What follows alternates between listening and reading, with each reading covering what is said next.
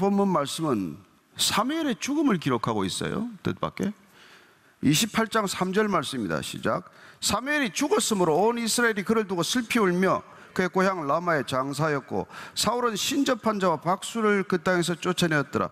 사무엘은 25장에서 이미 죽었다고 기록이 되어 있어요. 25장 1절 같이 읽습니다. 시작. 사무엘이 죽음에 온 이스라엘 무리가 모여 그를 두고 슬피 울며 라마 그의 집에서 그를 장사한지라. 다윗이 일어나 바란 광야로 내려가니라. 25장 1절에서도 사무엘이 죽었는데 다윗이 더 깊은 남쪽으로 도피한 것과 연결시켜 놓고 있고, 오늘 28장 3절에서도 사무엘이 죽었는데 사울이 신접한 자들과 무당들을 다 쫓아냈다라는 기록과 연결시켜 놓고 있어요. 어쨌든 사무엘의 죽음은 한 시대의 큰 영적 거인의 죽음을 뜻하는 것이고, 한 나라의 영적 지도자, 한 나라의 어른 역할을 하는 사람이 죽음을 맞았을 때 그 땅에 많은 정치 지도자들에게 큰 손실이 있다는 것을 말해주고 있는 것입니다. 사무엘의 죽음과 다윗의 도피는 직접적인 관련이 있는 것으로 보이지 않죠. 또한 오늘 우리가 읽은 이 본문 말씀처럼 사울이 지금 위기를 만나서 무당을 찾아가는 사건과 사무엘의 죽음과 우리는 직접적인 관련을 연결시키기가 쉽지 않습니다.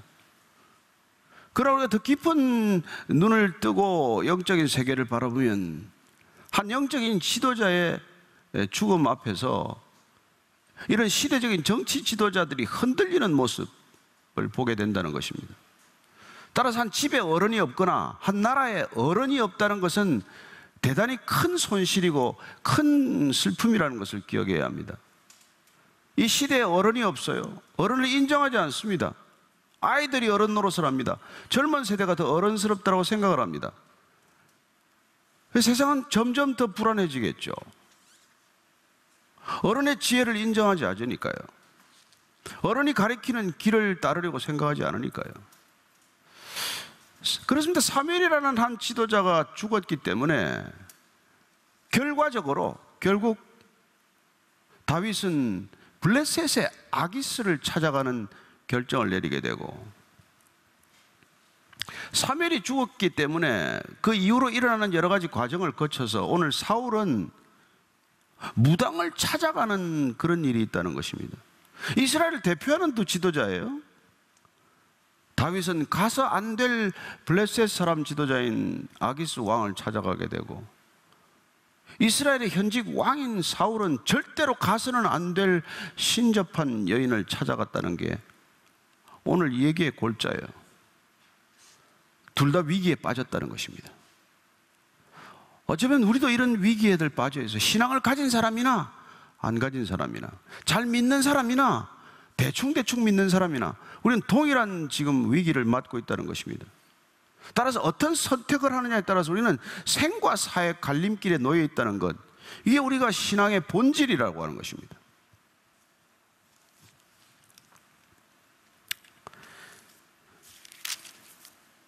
(4절 5절) 읽습니다. 시작. 블레셋 사람들이 모여 수넴에 이르러 진침해 사울이 온 이스라엘을 모아 길보아에 진쳤더니 사울이 블레셋 사람들의 군대를 보고 두려워서 그의 마음이 크게 떨린지라. 이 수넴은 굉장히 북쪽에 있어요. 원래 블레셋과 이스라엘은 마주보고 있는 그런 형국이에요. 전 국경을 아마 둘이서 마주하고 있는 그런 상태입니다. 블레셋은 지중해 연안 쪽에 있죠. 이스라엘은 요단강 서편에 있어서 그야말로 천년적인 이런 장애가 없는 이상 그들은 늘 부딪히게 되어 있어요. 항상 동서로 부딪히게 되는데 이번에 특별히 블레셋은 북쪽으로 군대를 몰아서 갈릴리 호수 근처까지 올라가서 수넴에 진을 치고 있다는 것입니다. 할 수 없이 이제 이스라엘 군대도 북쪽으로 다가가야 되죠. 그들은 그 수넴 근처에 있는 길보아 산에 진을 치게 됩니다. 길보아 산은 수넴보다 높은 지역이에요. 한눈에 블레셋 군대가 들어왔을 것입니다. 그 많은 숫자나 위세에 사울이 눌린 거예요. 두려워졌습니다. 여러분, 두려워졌다는 게 이게 문제의 핵심이에요. 위기는 누구에게나 찾아올 수 있습니다. 그러나 누구나 다 위기에서 두려움을 느끼는 건 아니에요. 사울도 나름대로 전쟁에 익숙한 사람입니다.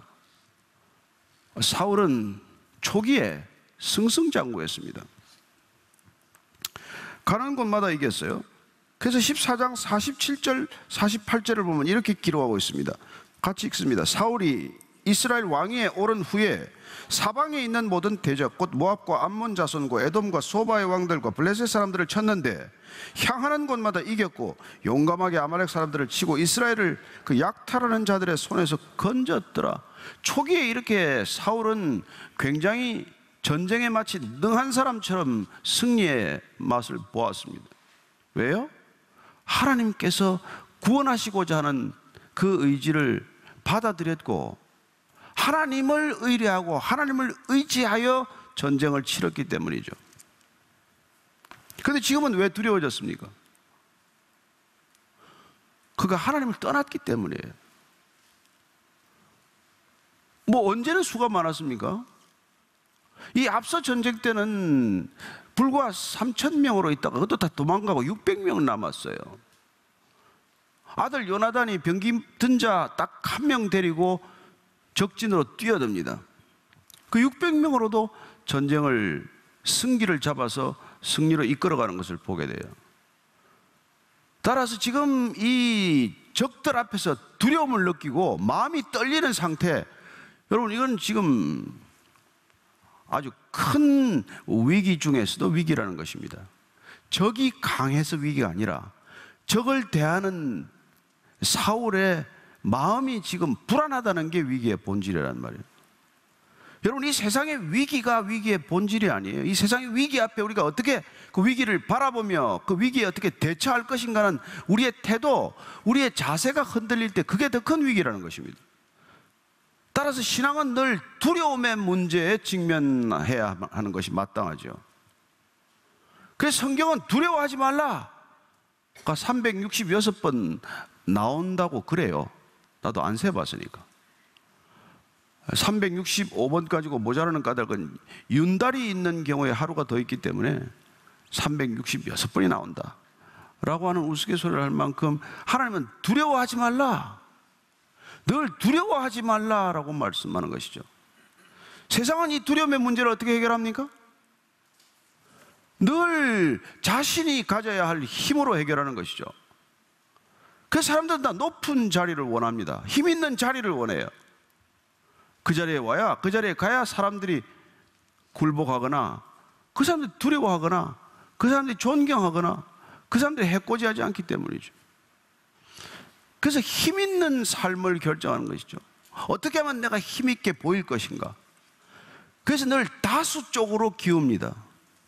숫자가 많아 보이는 쪽에 서야 안전하다고 생각하는 탓이죠. 그걸 아는 교묘한 심리를 이용하는 사람들은 늘 허수, 허세, 허장성세를 하는 것이죠.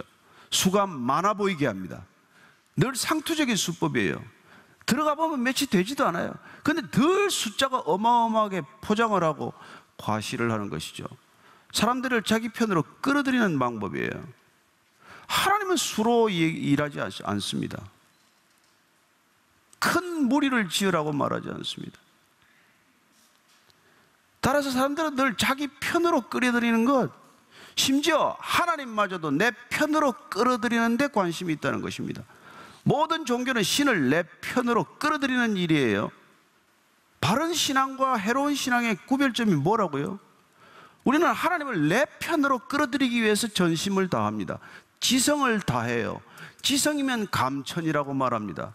그건 모든 종교심이에요. 그러나 바른 신앙이란 무엇입니까? 우리가 하나님 편에 서기 위해서 혼신을 다하는 거예요. 겉보기는 비슷해 보입니다. 별 차이도 없어 보여요. 둘 다 신앙이 좋아 보일 수도 있겠죠.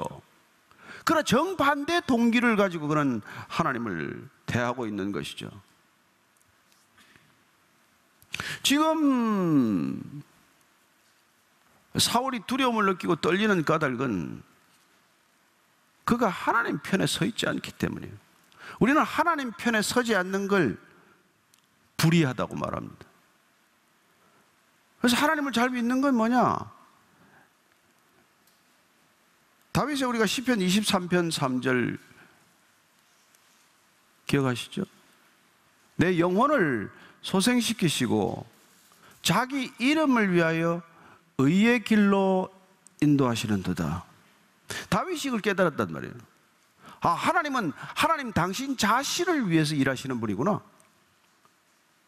인간을 위해 일하는 것이 아니라 하나님 당신 자신을 위해서 인간을 구원하여 그 인간을 의로운 길로 인도하시는 거구나. 우리는 이로운 길에 관심이 많아요. 내게 이득이 되는 길, 나한테 덕이 되는 길, 나한테 도움이 되는 길.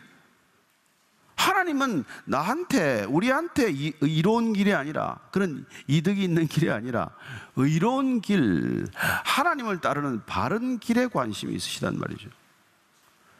그러나 지금 사울은 여러 번 전쟁을 치렀기 때문에 적도 알고 자기도 알아요. 그럼에도 불구하고 두렵고 떨리는 까닭은 하나님을 떠났기 때문에 생기는 필연적인 현상이라는 것입니다. 저는 여러분들이 두려움이 엄습할 때마다 기억하십시오. 내가 하나님 편에 서 있나, 하나님 편을 떠났나를 분별해 보시기 바랍니다. 여러분들이 하나님 편에 굳게 서 있다면 태산이 무너져도 두렵지 않아요.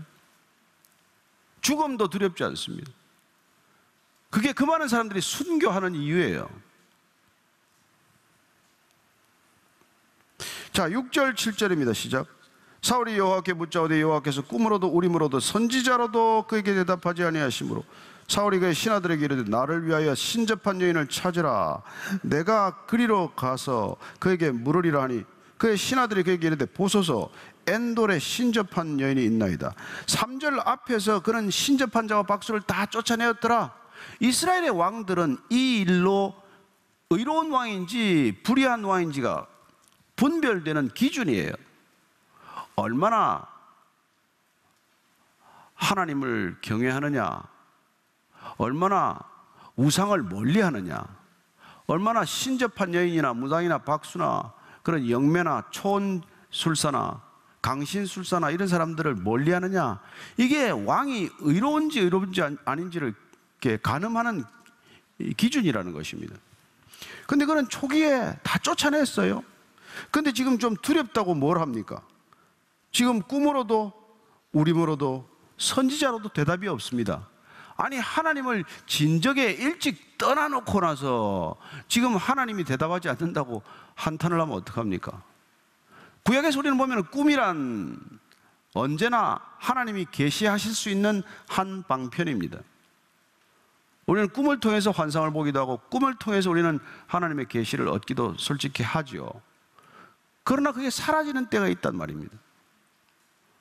하나님을 꿈꾸고 싶어도 꾸지 못하는 때가 온단 말이에요. 그런 순간이 있어요. 왜냐하면 하나님과 거리가 멀어졌으니까, 아니면 본인이 하나님을 떠났으니까. 우림으로도 대답하지 않는다.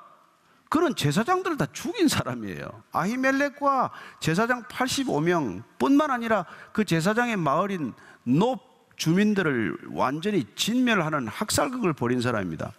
그래 놓고 하나님께 와서 뭘 묻겠다는 것이죠?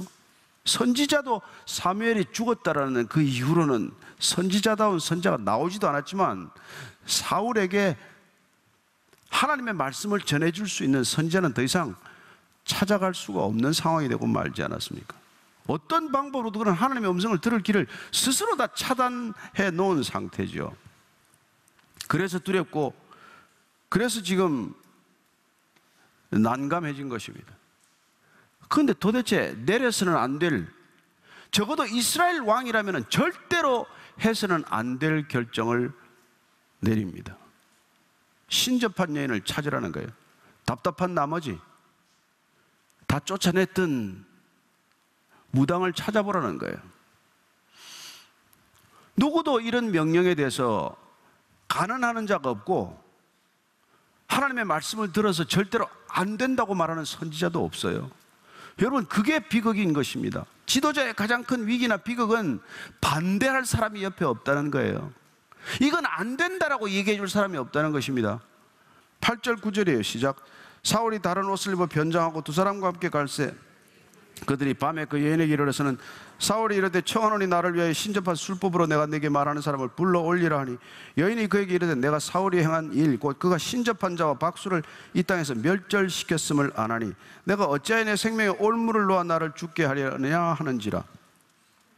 이게 지금 엔돌에 가는 이유는 엔돌이 수넴 옆이에요. 가까운 곳입니다. 그러니까 우선은 그 적군에게 노출되지도 말아야 되니까 변장을 했고, 또 현직 왕이 다 쫓아냈던 이렇게 또 무당을 찾아가니 당연히 변장을 하겠죠. 예.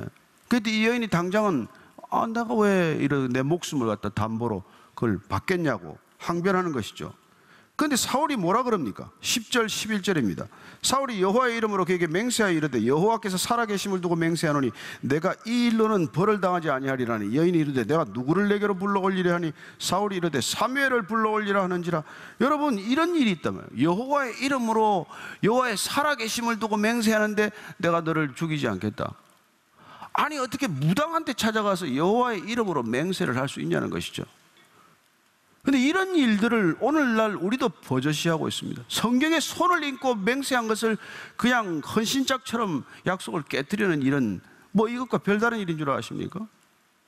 하나님의 사람들이 망령되게 하나님을 일컫는 것, 하나님의 사람들이 하나님을 믿는다고 늘 얘기하면서도 거짓말을 밥 먹듯이 하는 사람, 그런 건 다 마찬가지예요. 가서 안 될 곳에 가서 하나님의 이름으로 약속을 하거나 그런 일을 하는 건 또 마찬가지라는 거예요.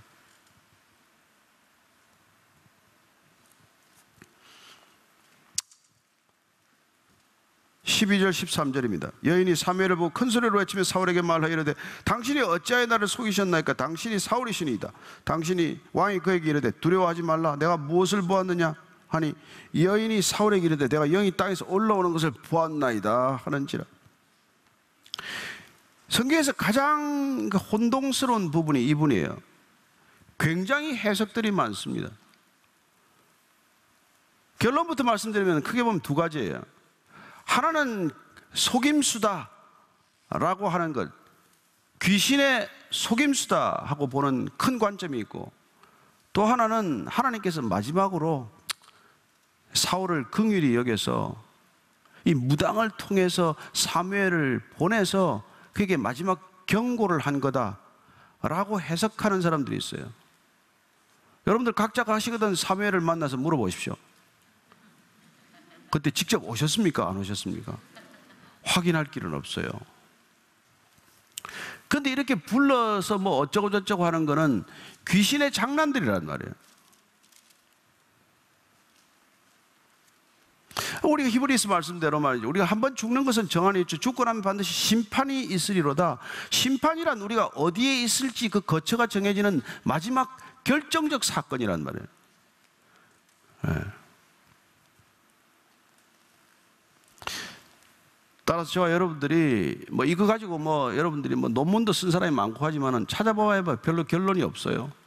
저는 여러분들이 성경이 말하는 것에 그냥 안심하고 믿게 되기를 바랍니다.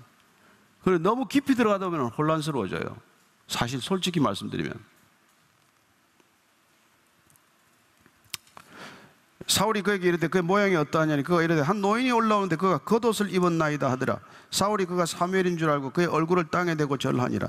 여러분, 천국에 가면 겉옷 같은 거 이제 안 입습니다. 이 지금 사울이 두려움을 번쩍 갖게 된 이유는 그가 아말렉을 칠 때 하나님의 명령에 순종하지 않았기 때문에 사무엘이 사울에게 하나님이 이미 떠났다라고 그때 알려줬어요. 그때 같이 가자고 사무엘을 붙들다가 겉옷이 찢어지는 사건이 있었습니다. 어쩌면 겉옷이 찢어진 걸 입고 나타났겠죠. 그래서 그냥 이거 사무엘이 확실하겠구나. 본인이 봤습니까? 본인 눈에는 안 보여요. 지금 이 무당 눈에 보이고 무당이 지금 그렇게 봤다고 얘기를 해주는 거예요. 그러나 무당의 입술에는 누가 들어있어요? 이미 무당의 입술은 귀신이 쓰고 있는 입술이란 말이에요. 그의 소리, 그의 모습을 지금 묘사해주고 있는데 사울은 덥석 그게 사무엘이라고 믿고 그에게 절을 한단 말이에요. 결과적으로는 누구한테 절을 한 겁니까? 여러분, 사무엘은 보지도 못하고 사무엘 행세를 하는 무당에게 절을 하고 있는 거란 말이에요. 한 나라의 왕이 가서 안 될 곳을 가더니 듣지 않아도 될 말을 듣고 듣지 않아도 될 야단을 맞고, 그리고 볼성사나운 꼴을 겪는다는 거예요. 자, 15절 이하를 쭉 읽습니다. 시작. 사무엘이 사울에게 이르되 내가 어찌하여 나를 불러 올려서 나를 성가시게 하느냐 하니, 사울이 대답하되 나는 심히 다급하니이다. 블레셋 사람들은 나를 향하여 군대를 일으켰고 하나님은 나를 떠나서 다시는 선지자라도 알아버리고 당신을 불러 올렸나이다 하더라. 사무엘이 이르되 여호와께서 너를 떠나 내 대적이 되셨거늘 내가 어찌하여 내게 묻느냐. 여호와께서 나를 통하여 말씀하신 대로 내게 행하사 나라를 내 손에서 떼어 내 이웃 다윗에게 주셨느니라. 내가 여호와의 목소리를 순종하지 아니하고 그의 진노를 아말렉에게 쏟지 아니했으므로 여호와께서 오늘 이 일을 내게 행하셨고 여호와께서 이스라엘을 너와 함께 블레셋 사람들의 손에 넘기시리니 내일 너와 내 아들들이 너와 함께 있으리라. 여호와께서 또 이스라엘 군대를 블레셋 사람들의 손에 넘기시리라 하는지라. 이 중에 대부분의 과거지사는 이미 알려진 일입니다. 15장 28절이나 앞부분에 다 얘기했던 부분이에요. 귀신은 과거지사를 너무나 완벽하게 알고 있습니다. 심지어 우리가 모르는 족보를 귀신들은 알고 있어요. 당신 집안의 아버지가 뭐 어디 가서 바람을 피워서 누구를 낳았다, 이거 몰라도 그들 다 알고 있습니다. 그리고 그 집안 전체에서 누가 한 사람 혼자서 죄를 짓고 혼자서 꿍꿍 앓고 있어도 그것까지 다 알고 있어요. 그래서 찾아가면은 그 얘기를 듣고 나면은 그냥 안 믿을 도리가 없어요. 그러나 여러분들이 절대 믿지 말아야 될 것은 그 미래에 관한 얘기라는 것입니다. 그들 중에서 이제 크리스찬이 된 이렇게 사람들이 많이 있어요. 그 사람들의 간증을 들어보면 미래지사는 전부 그냥 추측이라는 거예요. 확률은 반반이니까. 내일 전쟁에 죽을 거다. 살면 지가 기도해서 살았다고 그러겠죠. 죽으면 예언대로 된 거고. 저는 여러분들이 그들이 말하는 미래지사에 절대로 속지 말게 되기를 바랍니다. 과거는 귀신이 더 잘 알아요. 그러나 미래는 하나님께 맡겨주시기를 바랍니다. 하나님께 맡길 때 여러분의 미래는 하나님께서 인도해가는 미래가 될 것이지만, 여러분이 하나님을 떠나서 그들을 의지하게 되면 미래는 확실하게도 멸망과 파멸의 길을 가게 된다는 것입니다. 사울이 갑자기 땅에 완전히 엎드러지니 이는 사무엘의 말로 말미암아 심히 두려워하며 또 그의 기력이 다하였으니 이는 그가 하루 밤낮을 음식을 먹지 못하였습니다. 사울은 또 장기가 무슨 큰일 나면 금식하는 거예요. 그전에도 금식하다가 아들 요나단 죽일 뻔하지 않았습니까? 그래서 금식해서 안 될 때 금식을 잘해요. 전쟁할 때는 먹고 싸워야 됩니다. 기운을 내서. 근데 이런 짓을 해요. 자, 21절 이하를 쭉 읽고 마칠게요. 시작. 그 여인이 사울에게 이르되 그가 심히 고통당함을 보고 그에게 이르되 여종이 왕의 말씀을 듣고 내 생명을 아끼지 아니하고 왕이 내게 이르신 말씀을 순종하였사오니 그런즉 청하건대 이제 당신도 여종의 말을 들으사 내가 왕 앞에 한 조각 떡을 드리게 하시고 왕은 잡수시고 길 가실 때 기력을 얻으소서하니 사울이 거절하여 이르되 내가 먹지 아니하겠노라 하니라. 그의 신하들과 여인이 강권하며 그들의 말을 듣고 땅에서 일어나 침상에 앉으니라. 여인의 집에 살진 송아지가 있으므로 그것을 급히 잡고 가루를 가져다가 동쳐 무교병을 만들고 구워서 사울 앞에와 그의 신하들 앞에 내놓으니 그들이 먹고 일어나서 그 밤에 가니라. 여러분, 이 모습을 한번 지금 상상을 해 보십시오. 얼마나 참 그 몰골이 처량하고 한심한 몰골입니까? 한 나라의 왕이에요. 무당집에 가서 밥이나 얻어먹을 처지가 아니지 않습니까? 거기 가서 비굴하게 땅에 엎드려서 절할 처지가 아니잖아요. 그렇습니다. 하나님의 자녀들이 하나님을 떠나게 되면은 가지 않을 곳에 가서 겪지 않을 수모를 겪는다는 것입니다. 여러분 명심하십시오. 우리는 죽어도 하나님의 뜻 안에 죽을 것이고 살아도 하나님의 뜻 안에 살아야 합니다. 하나님을 떠나면은 사는 것도 치사스럽고 죽는 것도 부끄러운 죽음을 맞게 됩니다. 우리는 어차피 다 죽을 거예요. 그럼 우리는 하나님 안에서 죽음을 선택해서 영광스러운 죽음을 맞아야 합니다. 비참한 죽음, 수치스러운 죽음, 자식들에게 고개를 못 들게 하는 죽음, 그런 죽음을 맞을 이유는 없지 않습니까? 저와 여러분들이 우리가 하나님을 믿기로 결단했으면 여호와께 대한 충성, 여호와께 대한 믿음, 여호와께 대한 사랑, 그분께 대한 소망 절대로 변절치 않게 되기를 축원합니다. 하나님은 신실한 사람에게 신실하게 응답하십니다. 그러나 하나님은 변절하는 자에게는 변절하는 대로 내버려 두십니다. 저와 여러분들이 끝까지 하나님께 매달리는 그런 믿음의 사람들 되기를 바라고, 끝까지 이 믿음의 경주를 신실하게 완주하시게 되기를 바랍니다. 처음 괜찮았잖아요. 그럼 나중에 어떻게 됩니까? 바뀔 수 있다는 것이죠. 신앙은 처음도 중요하지만 끝까지 중요합니다. 끝이 더 중요할 수도 있죠. 우리는 다 좋은 믿음의 길을 떠났습니다. 여기 앉아있는 사람 중에서 다 우리가 믿음의 마지막 경주까지 완주한다는 보장은 누구에게도 없습니다. 제게도 없는 일입니다. 그래서 우리는 날마다의 신앙을 살아가는 것입니다. 우리는 하루 본 신앙으로 살아가는 것입니다. 선줄로 알면 넘어질까 조심하는 것입니다. 우리는 끝까지 오늘 하루 모레 신앙으로 일용할 양식으로 살아가는 믿음의 사람 되기를 축원합니다. 여러분, 안심하지 마십시오. 누구도 안전하지 않습니다. 우는 사자처럼 베드로가 당했던 것처럼 우리를 집어삼키기 위해서 우는 사자처럼 우리를 공격하지 않습니까? 저와 여러분들이 끝까지 하나님을 신뢰하고 이 믿음의 경주를 이겨내시기를 축원합니다.